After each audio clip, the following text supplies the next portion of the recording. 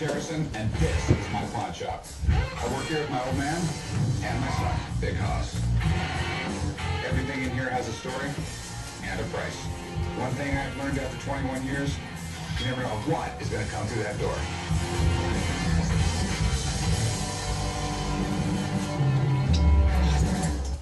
On this episode of Pawn Stars.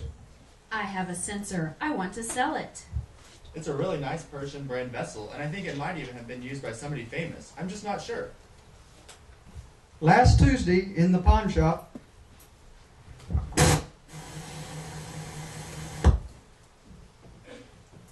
Hi. Oh, welcome to the pawn shop. What can I do for you? Well, I have this censer. Yeah, do you know what it's for? Is it for a candle? No, this is great. I've actually sold one of these before. It's for burning incense. See how it hangs from the chains?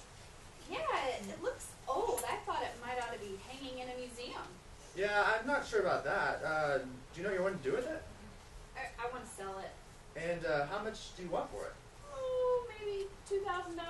Oh, I'm not sure about that. You really don't know what you've got. I may have to bring in an expert. He's back in the back. Hey, Josie Law! Oh, wow. I haven't seen one of these in a long time. May I have a closer look? Well, if this is a real censer, and it's one of those that I'm thinking it is, this could be worth thousands of dollars. Censers like this were very common in the Old Testament times, but this one may be very special. When Moses and the people had been out in the wilderness quite a long time, and still had not entered the land of milk and honey, some of his followers continued getting anxious and threatening Moses. Well, one of those times, Moses found out that Korah and about 250 other leaders thought that Moses and Aaron were just being a little bit too important and holy. So Moses set up a test. He told them to get censers, incense burners like this one, and light the incense in them and put them out for the Lord, so that maybe God would choose who should be leading or not, and who should be priest or not. Moses got pretty angry with them for whining, and at first he told God not to accept their offerings, the incense. Then he said to the men, "No, I still want you to do this test."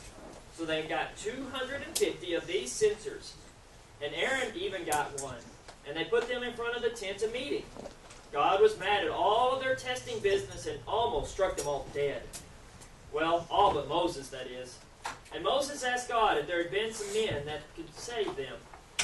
And God told them, "Okay, just get the people away from the tent, the certain family men. Remember, really, the most argumentative ones there, Korah and some others and their families." Moses said that the Lord was going to have the earth open its mouth and swallow the ones who had treated the Lord with contempt. And brother, it happened.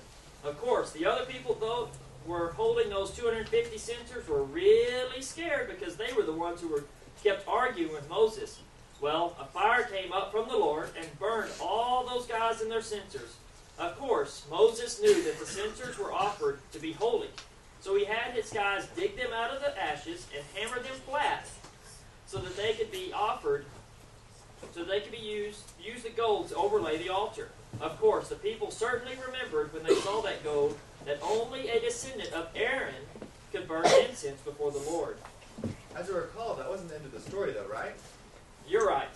The next day, those silly people were whining again about Moses and Aaron. God was going to just wipe them all out.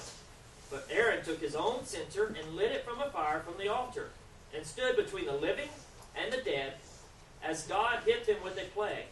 He atoned for a bunch, but I think it was 14,700 more that died.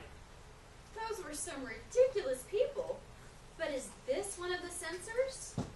I thought this might be the one that Aaron used that could make this one timeless and very valuable. Well, possibly even priceless.